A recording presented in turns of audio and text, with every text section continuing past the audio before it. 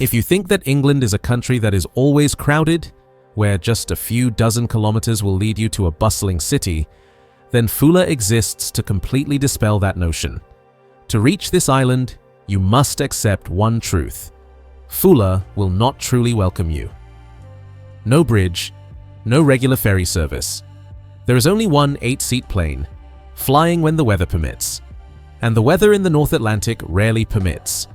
Once the propeller stops spinning, you are left in the middle of the ocean, about 32 kilometers from Shetland mainland, in a community of only a few dozen people. I chose to stay in Foula for 14 days. Alone, no coffee shop, no stable mobile network, not even a packed schedule or a worthwhile check-in point. Only mornings when you open the door and see the ocean surrounding you in every direction. An evening so quiet that you can hear your own thoughts clearly. Will we find inner peace when the world's noise is completely stripped away, or will we collapse before the vast emptiness?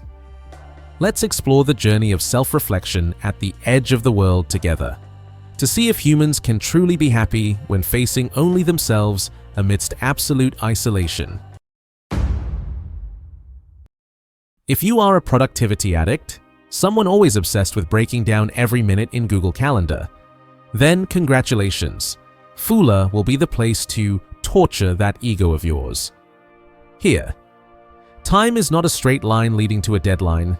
It is a slow, whimsical, and proud loop. While the whole world has completely forgotten the taste of turkey and wine since the end of December to rush toward the New Year's goals, the people of Foula are just starting to raise their cups. Don't be surprised if you see them still casually singing jingle bells while everyone else has returned to their desks. Foula exists as the last embassy of the Julian calendar empire, a calendar system that the rest of humanity has abandoned since the 18th century. Living here, you will experience the feeling of time travel in the literal sense, but not with Doraemon's machine, just by looking at the wall calendar. Yule Christmas falls on January 6th, and New Year Day is celebrated on January 13th, so if you accidentally mess up your New Year's plans on the mainland, fly to Foula. You will automatically have an additional 13-day grace period to start over. Ironically, while we invent all kinds of technology to save time, in reality, there is never enough time to live. In Foula, time is not measured by numbers, but by natural milestones. Are you happy or not when you realize that, no matter how hurried you are, this island will only celebrate the new year when it feels ready? Perhaps happiness is not about how much you can accomplish in an hour, but about having the calmness to accept that there are things that cannot be rushed. Do you have the courage to let go of the false sense of control over time that society has instilled in your mind all this time? Before we embark on this journey to confront the true masters of this island, if you too feel that life out there is too hectic, please subscribe so we can have some quiet moments together each week. But be careful, because just as you start to adapt to this slow-paced life, you'll realize you're stepping into a territory where your safety completely depends on a stick, on Foula. If you are wandering dreamily along the cliffs in search of inner peace, you are likely to be awakened by a sudden peck on the top of your head. Welcome to the territory of the great skua, also known as the bonksy bird. Here, they are not ordinary birds, they are the creditors, the local police, and the true gangsters of the sky. The first time I faced them, I made a deadly mistake of the urbanite, trying to be friendly, but on Foula, bonksies don't need friendship, they need you to go away. Their tactics are very systematic. First, they fly around like reconnaissance planes. Then they emit a deafening call like an alarm. And finally, they perform a kamikaze dive straight at your head with the speed of an F1 racer. The locals taught me a survival trick that, from a distance, looks no different from a bizarre ritual. Always hold a stick or an arm above your head. Why? Because this bird has a rather silly code of honor where they only attack the highest point of the target. So, for the rest of my days there, my happy image at Foula was of me holding a tall stick, walking around while muttering to the hooligans hovering above, "Calm down, guys. I'm just a tourist. You ask me if I'm happy? Of course, because after 14 days, my reflexes had reached an extraordinary level. It turns out, sometimes happiness is simply a 30-minute walk without getting slapped in the face by a 1.5-kilogram bird. It's a kind of peace that brings an adrenaline rush that no video game on land can provide. If you find it interesting how I negotiate with these winged ruffians, hit subscribe to join me on the next hair-raising adventures. But remember, bonksy birds are just the pirates of the sky. On the ground, real power belongs to another group. Those who can make an airplane give up just by lying still and chewing grass. If you've ever witnessed Londoners going crazy, ready to shove each other just because a subway train is delayed by a mere 2 minutes, then Foula will give you a strong dose to cure your impatience. Here, the concept of a traffic jam does not come with dust or the blaring of car horns. The only congestion you encounter is when hundreds of Shetland ponies decide to hold a meeting right in the middle of the only road, and you have no choice but to stand and wait until they finish discussing which patch of grass is tastier. But the pinnacle of irony lies at Foula Airport. Forget about the shiny terminals with long, strict security checks or the constantly flashing electronic flight boards. In Foula, the runway is essentially a gravel field, where the boundary between runway and pasture is merely symbolic. All logic of modern aviation collapses when a flock of sheep decides to have a picnic right in the middle of the runway just as a plane is about to land. In that situation, the tiny 8-seat plane would have to patiently circle in the sky, not waiting for instructions from air traffic control, but waiting until the furry bosses felt like moving. The pilot here also takes on the role of a shepherd from the sky. This is the most biting satire on the modern world. We build massive systems to control everything, yet we become powerless in the face of a sheep's leisurely pace. Happiness in Foula begins when you accept letting go of your hurried ego. Instead of impatiently looking at the clock, I saw everyone in the airplane cabin smiling as they watched those creatures enjoy their lives. Is the freedom of a sheep more valuable than the haste of an urban person trying to optimize every second? If you start to love this "sheep just got off the plane" rhythm, don't forget to subscribe so you won't miss other unique perspectives on the world. However, don't be too quick to think that once you land safely, you can immediately start surviving. Because in Foula, going to the market or buying a carton of milk is not as simple as swiping a card or pressing a delivery button. It is a dramatic game of chance with Mother Nature. In Foula, the concept of shopping therapy or lightning-fast 15-minute delivery services is a kind of luxurious fantasy. Here, there are no supermarkets, no convenience stores, and of course, no sign of any delivery person. The closest thing to the concept of going to the market is the art of waiting for supply crates to be sent by ferry or plane from mainland Scotland. The truth is, you don't choose the food chooses you. This is the true meaning of the fortune or misfortune supermarket system. If the sea is rough or the fog is so thick that planes can't land on the grass that week, your menu will default to potato variations and the leftover canned goods in the corner of the kitchen.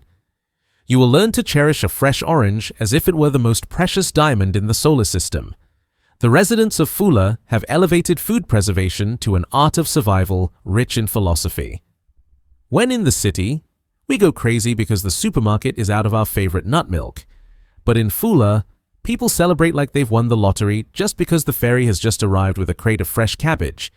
It strips away the right of modern humans to nag and replaces it with the most primal sense of gratitude. Happiness at this moment is not having 100 choices on the shelf, but the feeling of relief when seeing the ferry overcome the rough waves to bring back the food box with your name on it. That is a type of happiness born from scarcity, where the value of the meal is measured by the distance and the hardships endured to obtain it. Are we so overwhelmed with convenience that we've lost the ability to find joy in the simplest things? If you also want to try stepping away from the temptation of shopping apps to rediscover the true value of each meal, please subscribe to continue this journey with me. But remember, an empty stomach can endure, but being completely cut off from the human world is a psychological challenge of a completely different level. especially when the only thing connecting you to humanity operates based on the whims of the weather. When the phone in your pocket becomes just a lifeless piece of metal due to lack of signal, you will realize a terrifying truth in Foula. If you don't know how to read the sky, you are putting yourself in danger. This is not a place for you to stroll around daydreaming.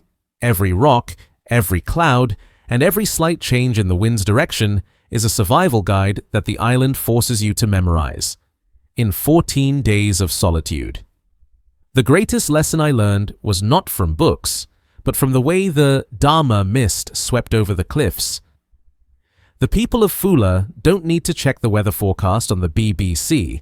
They look at the peak of the Snoog. If clouds begin to cover the peak of this mountain in a strange shape, it is a signal that a storm is forming offshore, and you have exactly 20 minutes to find your way home before visibility drops to zero. Here, getting lost in the fog is not just an inconvenience, it is a true survival scenario when the highest cliffs in England are always ready to swallow the careless. Happiness in Foula sometimes comes from a very primal instinct: awareness. You start to notice the sound of waves crashing against the cliffs beneath you. When the sound of the waves changes from deep to a rumbling like thunder, you know the tide is rising and the coastal paths will soon be isolated. You learn to observe the patches of salt grass. Their tilting direction will show you where the west is, even when the sun is completely obscured by dark clouds. Training the senses to interact directly with the terrain brings a type of pleasure that the modern world has deprived us of. You are no longer a passive recipient of information from screens. You become a true explorer, deciphering every breath of the planet. Can you truly be happy when you realize that, after so many years of relying on technology, your eyes and brain are still sharp enough to find your way back in the midst of a windy desert island? If you plan to go to Foula to be a digital nomad, those who travel while working remotely with a shiny laptop, then this island will give you a cold splash of the true specialty of the North Atlantic. Here, mobile signals are a luxury, and Wi-Fi operates entirely based on the mood of the weather. You will find yourself a 21st century entity, standing on top of a windy cliff, holding your phone up to the sky in vain not to take a selfie, but to search for even a faint signal. The internet in Foula doesn't run on fiber optics, it runs on faith. A strong gust of wind or a typical Shetland drizzle can blow away all your connection to humanity to the bottom of the ocean in an instant. This harsh truth will initially drive you crazy with FOMO, but just after about 3 days, a miracle will happen. You start to give up. When the smartphone becomes an expensive brick, you suddenly realize that the world outside keeps spinning. Even if you don't update your Instagram story or check work emails, this is the most spectacular rescue that Foula has for you. When the push notifications disappear, your mind begins to be filled with the roar of the sea waves and profound thoughts that have long been buried under the heap of digital data trash. Happiness in Foula is a kind of true freedom, a freedom that no do not disturb mode on a phone can provide. Are we truly living or merely existing through those patchy green screens? Here, there are no social networks, only a web of tranquility. If you feel that your soul also needs a thorough digital detox like this, please subscribe so we can together seek true values in real life. However, don't be quick to think that when no one is texting you, you will be completely alone. Because just as you put down your phone to look out the window, you will find yourself being watched by the round, keen eyes of the true owners of this island. Don't be surprised if one morning you wake up, and instead of your own sleepy face in the mirror, you see a pair of big, round, dark eyes staring through your bedroom window. In Foula, horses are not kept in stalls. They patrol the island like diligent police officers, although their main task is primarily to watch for any breadcrumbs you might leave behind to steal. The most impressive, and also the most ironic aspect here, is the population balance. While the world is struggling with the issue of population explosion, Foula has only about 30 to 38 residents. On the contrary, This island is the true kingdom of over 1,500 Shetland ponies. With a ratio of nearly 50 ponies to 1 human, you quickly realize who the real tenant is here. These miniature horses are not just mascots, they are true neighbors, intelligent, calm, and a bit curious. In 14 days of solitude, the act of stopping to confide in a miniature horse about life's troubles or worries back on the mainland suddenly becomes a completely normal, even healthy action. They are the best listeners in the world, never interrupting, never judging, and absolutely never giving cliched advice like, "Hang in there, everything will be fine." They just stand there, chewing grass slowly, as if to remind you that life is actually just about finding a patch of green grass and enjoying the cool breeze. This scene truly looks like it stepped out of a fairy tale, but a real-life version, where happiness does not come from complex social interactions, but from the pure connection between humans and nature. Would you dare trade the hustle and bustle of parties for the quiet understanding from a four-legged friend who only reaches your waist? If you have started to feel touched by the cuteness of these furry neighbors, hit subscribe so you don't miss the final leg of this emotional journey, but don't mistake the crowdedness of the horses for thinking that the people here are isolated islands. Because in a place where the number of people is just enough to fill a subway car, the concept of stranger will be completely erased in a scenario you could never anticipate. In a world where we can live next to our neighbors for 10 years without knowing each other's names, Foula is a direct slap in the face to that distant lifestyle. On this island of just over 30 people, the concept of stranger has a lifespan of no more than an afternoon. You cannot disappear in Foula. No matter how hard you try to shrink yourself into a thick coat, whenever there is a community event or a tea party at the cultural center, you will witness a fascinating phenomenon: 100% attendance. Almost all the residents on the island will show up. This is not a tiring social obligation, it is the survival instinct and the bond of those who choose to live on the edge of the ocean. As a stranger spending 14 solitary days here, you quickly become the event of the week. You will be swept into the dances, invited to drink steaming cups of tea, and hear stories about Viking origins in an oddly proud tone. Even if you come here seeking solitude, Foula gifts you a community. You are alone, but you are not lonely. Happiness here is very authentic. It is the feeling of being recognized, being known by name, and being missed when you don't appear on the cliff at the usual walking hour. In the city, loneliness is a disease. In Foula, solitude is a choice. But there is always a hand ready to pull you back to the warmth of humanity when needed. After 14 days, when the sound of the propeller of the 8-seater plane brought me back to the world of 5G towers and relentless push notifications, I had an answer for myself. Happiness in Foula is not a prolonged state of excitement. It is the relief of realizing one can exist without comfort. The tranquility of accepting the rhythm of nature instead of the rhythm of machines.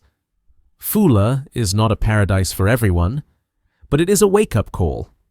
It reminds us that sometimes, to find ourselves, we must accept being lost in a place where all the powers of the modern world become meaningless. Can you be happy here? Yes, if you are brave enough to face yourself in absolute silence, and if you are humble enough to learn how to befriend the little horses and the fierce birds in the sky. If tomorrow all your connections are severed, your schedule is cancelled, and you are left in a meadow with 1,500 miniature horses. How will you face yourself? Will that silence be a gift or a sentence? If the journey in Foula has touched a corner of your soul, or simply made you want to throw your phone away for a few minutes, please like and subscribe to the channel. That's how we continue to meet each other on journeys to find real values in this overly illusory world. Don't forget to share this video with a friend who is also exhausted by the urban pace of life. The content of this video is based on personal experiences and specific cultural information about Foula Island. Visiting this island requires thorough preparation in terms of health, mental state, and logistics. We are not responsible for any risks related to weather, travel incidents, or the headbutts from the winged bonksy thugs if you decide to embark on the journey without preparation. Thank you for accompanying me to the edge of this world. See you again on the next journey of self-reflection.